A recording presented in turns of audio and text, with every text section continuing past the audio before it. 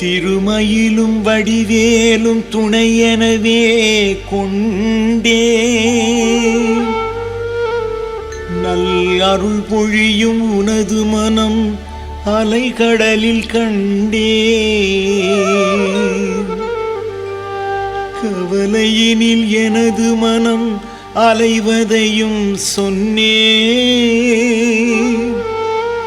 பெரும் கருணை மிகும் உனது பெயர் அமுதமென உண்டே போதுமினி போதும் இந்த பிறவியினி வேண்டே வஞ்ச பொய்களவு சூது மிகு உலகையினி தீண்டே